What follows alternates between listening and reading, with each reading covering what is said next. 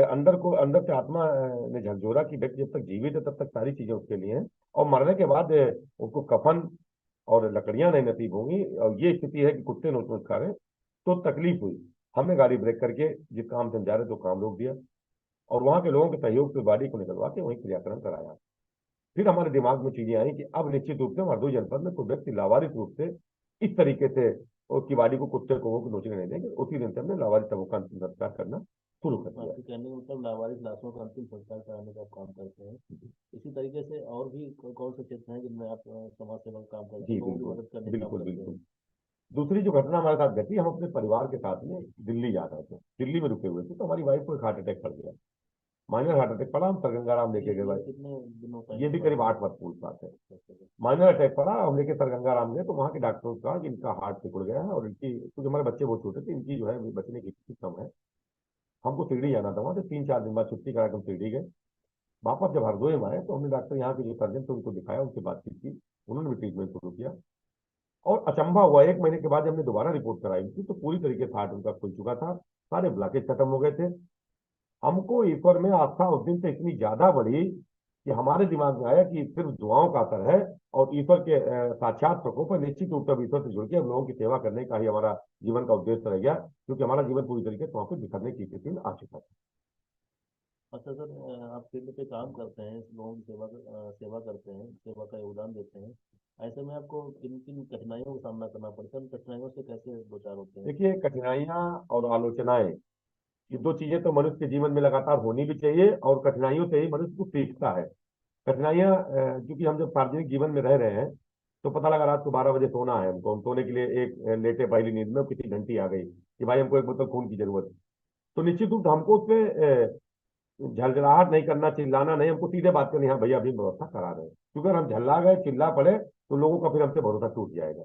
हमारी जो personal life थी वो खत्म हो चुकी पूरी तरीके से। हमारी सार्वजनिक जिंदगी है, कोई भी व्यक्ति चाहे छोटा हो चाहे बड़ा हो, चाहे गरीब हो चाहे अमीर हो, किसी भी वक्त हमको टेलीफोन कर सकता है, किसी वक्त हमको बुला सकता है, और किसी भी प्रकार की सेवा, चाहे वो किसी गरीब बिटिया की शादी हो जिसके पिता हो ना हो, भाई ना हो, उसका कन्यादान की जिम्मेदारी, चाहे कोई गरीब बीमार व्यक्ति पड़ा हो जिसकी दवा की जिम्मेदारी, ऐसे ही इसी तरीके से नशे से पीड़ित लोग, उनके लिए नशा मुक्ति का अस्पताल चला रहे हैं हमारे नौजवान साथी जो है नशे से पीड़ित, उनके इलाज की चाहे व्यवस्था हो। मानसिक बीमार अगर कोई सड़क पर पड़ा सड़ रहा है, उसके भी देख रेख की हम जिम्मेदारी उठाते हैं, तो उसके लिए भी लोगों में टेलीफोन करते हैं। तो जो समाज के लोगों का सहयोग मिला, तो आलोचनाएं भी खत्म हो गई, कठिनाइयां भी खत्म हो गई। और एक जिस तरीके से पेड़ होता है, आप देखते हैं पेड़ जब मजबूत स्थिति में आता है, बड़ा हो जाता है, तो उसको ना बरसात की चिंता है, ना आंधी की चिंता, ना धूप की चिंता, ना छांव की चिंता, उसको सारी चीजें सहने की शक्ति अपने आप है। अच्छा सर, जो लाशों के अंतिम संस्कार अभी तक कितनी लाशों का अंतिम हम संस्कार करा चुके 6,000 हैं? प्लस लावारिस लाशें दफना चुके हैं। और हमारा लावारिस, अन्य लोग भी संस्थाएं कहीं काम करती हैं पूरे देश और प्रदेश में। हमारा जो दफनाने के बाद में, हम अगर हिंदू है तो हम उसके लिए मुक्ति धाम जाने के बाद में उसके पिंड दान के लिए हरिद्वार भी जाते हैं। अगर कोई मुसलमान है तो उसके लिए हम कब्रिस्तान में उसकी व्यवस्था कराते हैं, हमारे आमिर भाई साथ में रहते हैं, उसका पूरा जो भी चीजें पाती है, उसका जो भी होता है वो सारी चीजें ये अपना करते जाते हैं। कहने का मतलब, हम एक जो अंतिम रस्में हैं वो पूरी विधि विधान के साथ इसलिए निभाते हैं, कहीं अगली योनि में उनको प्रवेश अच्छी आसानी से मिल जाए। अच्छा सर, तो बार ऐसा होता होगा कि लावारिस लाशें हैं, उनमें कैसे आप जान पाते हैं किस धर्म से बिलोंग करती है? वो एक्चुअली में जो पोस्टमार्टम जो लोग करते हैं अंदर, वो सारी चीजें उनको जानकारी होती है। और क्योंकि रेलवे की कटी अगर लातें आती हैं तो उनमें थोड़ी दिक्कत होती है कि ये चूंकि वो टुकड़े में लाते हो जाती है, रेलवे वाली लाते तो एक कपड़े में बंध के आती है पूरी तरीके से, कहीं हड्डी पड़ी अलग, कहीं मांस पड़ा अलग, कहीं चिथड़ा पड़ा अलग। और बाकी जनरल जो लाते हैं, जो खत्म होते लोग हैं, उनके बारे में तो ये लोग अपना जान जाते देखते हैं। अच्छा सर, हरदोई के अलावा भी जनपदों में आप समाज सेवा का काम जी, करते हैं? हमारा मिशन आत्मसंतुष्टि परिवार हरदोई जनपद से निकलकर आवाज, पहले हमने हरदोई नगर से शुरुआत की थी, जनपद में हुई, जनपद के बाद अब लखनऊ में हमने शुरुआत करी है, सीतापुर में, फरुखाबाद में, 3-4 जनपदों में हम लोग पूरी तरीके से सक्रियता से काम कर रहे हैं। और आने वाले समय में आप सबके सहयोग से, मीडिया के सहयोग से, समाज के सहयोग से, हमारा मर्जी और इच्छा हमारी है कि पूरे उत्तर प्रदेश में इस तरीके का काम करें, और लोगों का सहयोग कबीला हम लगातार उठाते चले जब तक हमारा जीवन। एक गरीब रथ के नाम से भी आपको योजना चलाते हैं, वो कैसे? इस समय सर्दी राहत चल रहा हमारा है, जैसे सर्दियां चल रही हैं, तो सर्दी राहत हमारा क्या करता है, उसमें कंबल, रजाई, स्वेटर, गर्म चाय, बिस्कुट, वो पूरे शहर में भ्रमण करता है। रेलवे स्टेशन है आपके, आपके अस्पताल है, इन जगहों पर जा जाके पूरी सर्दी में करता है। इसी तरीके से गर्मियों में जल सेवा हमारी चलती है, उसमें ठंडा पानी है, शरबत है, ये चीजें चलती रहती हैं राहगीरों के लिए, लोगों के लिए।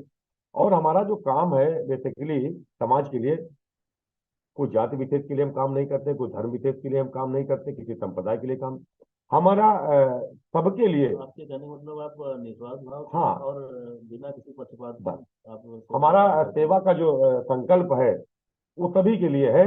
कोई भी व्यक्ति चाहे बड़ा हो चाहे छोटा हो, जब भी हमको याद करेगा उसकी सेवा के लिए समर्पित और संरक्षित है। तो अगर हमारे दर्शक एक चीज़ और आपसे जानना चाहेंगे कि आप समाज सेवा करते हैं, इसमें काफ़ी सारे फंड की जरूरत पड़ती होगी, तो इसमें क्या कभी आपको सरकार का या जो है अपर लेवल के लोगों का भी सहयोग मिल पाया? देखिए, अभी तक सरकार के द्वारा तो हमको कोई फंडिंग 1 रुपए की नहीं हुई, और ना ही हमने कभी अनुदान मांगा है। संस्था हमारी दफ्तर पूर्व हमारा 12वीं भी है, 3G भी, सारी चीजें पेपर कंप्लीट है।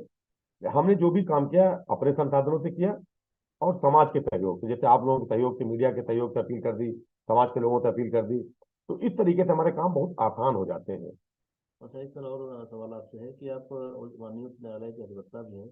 अगर कोई ऐसा वर्ग है, ऐसा व्यक्ति है जो पीड़ित है, कहीं पे उसको न्याय नहीं मिल पा रहा है, तो क्या इस क्षेत्र में भी आप कुछ बिल्कुल, हमारी हरदोई के अंदर जो सेवा चलती है, निःशुल्क विधिक सेवा हमारे यहाँ है। अगर कोई समाज का गरीब पीड़ित व्यक्ति किसी भी ऐसी चीजों से पीड़ित है जिसको न्याय नहीं मिल पा रहा है, तो निश्चित रूप से हमारे संपर्क में हमारे करीब 10 अधिवक्ता का पैनल पूरी तरीके से यहाँ उनके लिए काम करता है, और उनसे 1 रुपए का भी फीस हम लोग नहीं वसूलते हैं, और यहाँ से लेकर हाईकोर्ट तक उनकी लड़ाई लड़ते हैं। हमारे जेलों में भी प्रोग्राम लगते रहते हैं, हर महीने, तीसरे महीने। जो जिला हमने जेलों में कई बंदी जो के आर्थिक दंड के अभाव में, आर्थिक राशि जमा करने के अभाव में जो नहीं छूट पा रहे थे, उनको छुड़वाने का भी काम किया। 15 अगस्त और 26 जनवरी के मौकों पर जेल द्वारा हमको सूचना दी जाती है कि फला व्यक्ति इतने पैसे के अभाव में जेल काट रहा, तो निश्चित उसको छुड़वाने का काम करते हैं और संकल्प दिलवाते हैं कि आने वाले भविष्य में आप